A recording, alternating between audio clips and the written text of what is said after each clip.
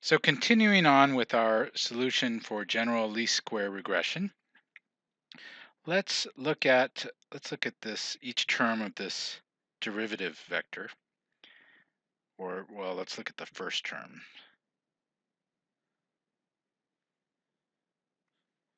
Okay, so the first term is partial e with respect to a1. So this is our first term. So we just have to take the derivative of this equation with respect to a1. So remember, the only quantities in this equation that depend on A are the x vectors. So, so the A matrix does not depend on the coefficient, so any derivative with respect to of the A matrix with respect to little a will be 0. And likewise, any derivative with respect to B with respect to little a will be 0. And so the derivative of E with respect to A1 will be equal to the partial derivative of the transpose of the x vector with respect to a1 times A transpose A x. And then we have to take the derivative of x with respect to a1 and multiply that by the other parts of that term.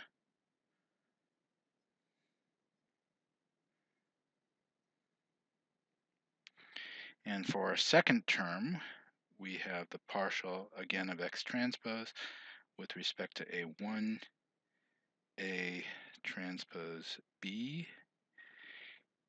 And for our third term, we have B transpose A times the partial of x with respect to a1. And then B is independent of a1, so we have a 0. And again, we're going to set the whole thing equal to 0. So now let's look at the whole vector. Let me give myself a bit more room here. So the whole vector, derivative vector, looks very similar. We have the derivative vector of x transpose times A transpose A x, and I need to make sure x is a vector in all my equations. And I'll go ahead and put that in parentheses. And the next term is x transpose A times the derivative of x dA. And because now I have a vector equation, I have to take the transpose of all of that. And then the next term is a minus the derivative of x transpose times vector A with respect to vector A transpose B. And the last term is B transpose A, and we have the derivative vector of x with respect to A, and that term 2 has to be transposed, and that's equal to 0. So this is our vector equation where we're going to set each term of the vector equal to 0. And I'd like to point out that a similar equation appears in Wessel's notes, but he writes the derivative of x transpose with a dot over it. So he just uses a slightly different notation, but this means the same thing. So you see that this equation is a function of derivatives of x transpose and x with respect to A. And those themselves turn out to be matrices. So let's show what those are. So let's describe what the derivative of X transpose with respect to the A vector is. So the first row is, the first row of this matrix is the partial of vector X with respect to A1. And let's write that out explicitly. So again, vector X was X transpose is A1, A2, all the way out to AM. This is our coefficient vector again. And the derivative of this vector with respect to A1 is all zeros except for the very first term, because these are all constant coefficients, and the only coefficient that depends on A1 is A1 itself. The second row is the partial of X transpose with respect to A2, and that's written out explicitly in the same way, and that gives 0, 1, 0, because the only term that depends on A2 is A2 itself, and the mth row is the partial with respect to AM of A1, A2, all the way out to AM, and that gives all zeros out to the very last term, which is a 1. So you can see if we combined each of these, we put all these rows on top of each other, then we'll get that the derivative of the whole vector of X transpose with respect to the vector A will be a diagonal matrix with all ones on the diagonal.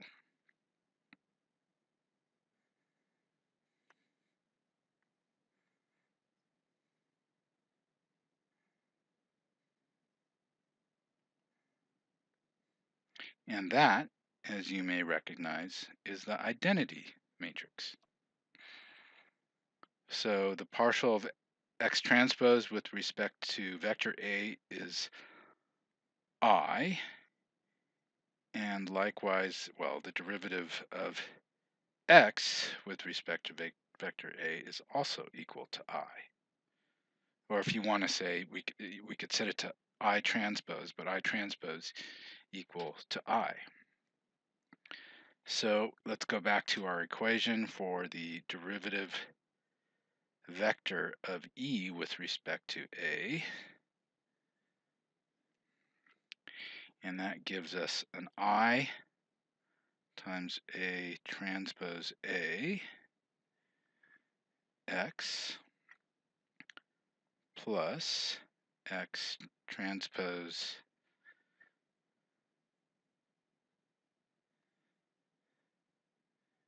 A transpose A times I.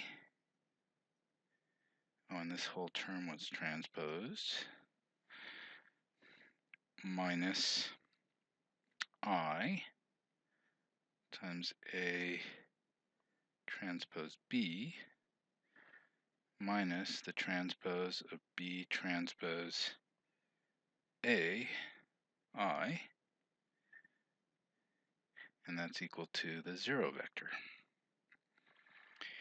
And you can see, and again, we can cross out the i's, because when we multiply I by any vector or matrix, we get that vector or matrix back. And the first two terms give us 2 times A transpose A X, and the second two terms give us minus 2 A transpose B, and again that's equal to 0. and we can cross out the 2's. And the resulting equation is A transpose AX minus A transpose B is equal to 0. Or we can say that we could move the right term to the right-hand side of the equation.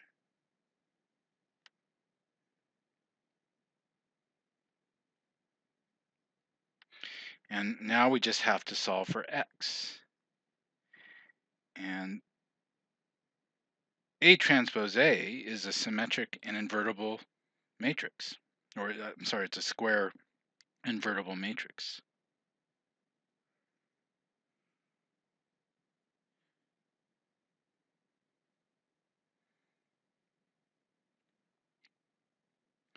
And so we can take the inverse of that and solve for x. So we multiply both sides by the inverse of A transpose A. And when we do that to the left-hand side, we just get the identity matrix. And we pre-multiply the right-hand side by the inverse of A transpose A. And we get our right-hand side. And so this is the solution that I summarized at the beginning of the first lecture. So this is the solution for all the coefficients which are contained in the vector x, again, for which the derivatives of our squared error with respect to each of the coefficients was equal to 0, and therefore it minimized the sum of square errors. And the solution in MATLAB turns out to be trivial to write out. We would just, writing it just as I'd type it in MATLAB, it would just simply be x equals INV for inverse of A transpose, and I have to write a star, and this is a matrix multiplication of A transpose times A times A transpose, and then times vector B. And so this is a one-liner solution, but the only thinking you need to do is in creating the A and B vector. So what again is the B vector? B is the observed values of y. So it's a vector of observed values of y. And A was the functions. So for example, the first column of A is the first function evaluated at all values of x. Our first basis function evaluated at all values of x. And when I write a little subscript I, this is our data value sub x. It's not our coefficient vector. So it's all our values of x. So for example, if we're fitting a parabola,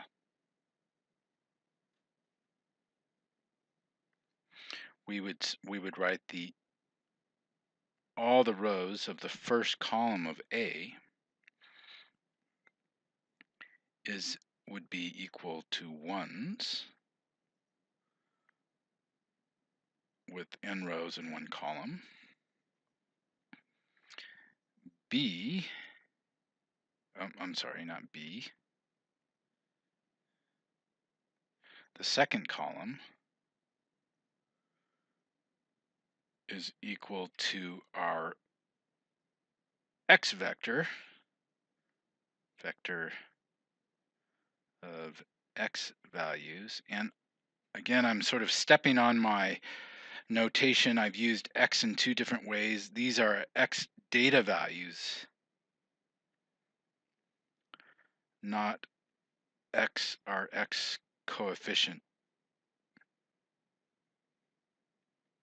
vectors. I apologize for that sort of redundancy in the notation, but this is our x data values. The third column of A would be equal to x squared, so we could write that as x dot caret 2, because this is our quadratic term in our parabola. The second row is our linear function in our parabola, and the first column of A is the constant function of our general parabola. So this is an example of how to form the A matrix for a parabola. We have B, which is the y values, and so the coefficients, and this is the coefficient vector. I really need to use a different symbol for the coefficient vector, but I haven't. The coefficient vector, again, is derived from that equation. So that is how we solve our general least squares regression. And the other part we have to do is we have to evaluate our error, our misfit.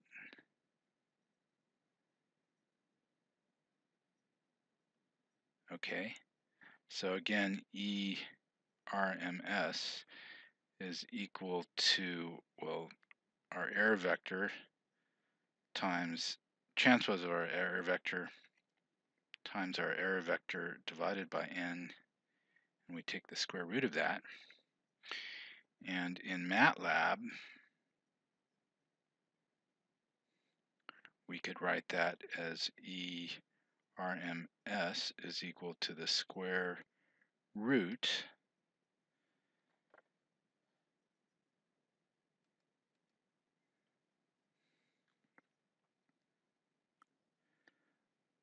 of A x minus b, and we have to take the transpose of that, so we take prime and we multiply that by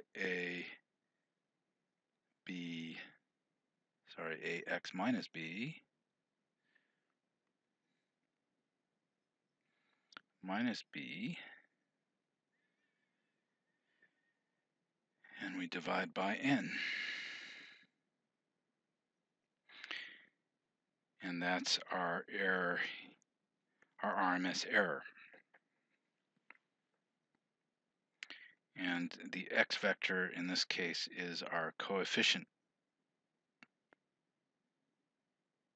vector.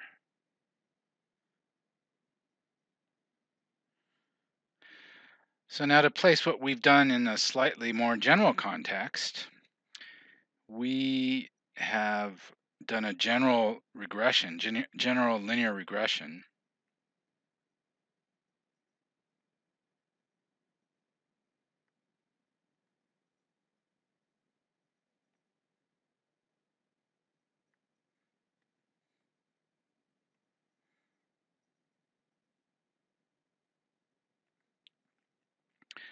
By solving ax equals b, and we've solved that in a least square sense.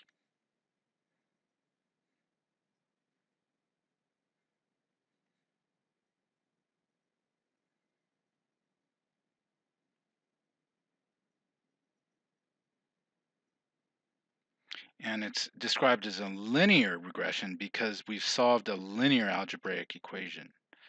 So x is a linear term that we are solving for. And of course, we've solved that using x is equal to the inverse of A transpose A times A transpose B. What we've essentially done is we've inverted this equation.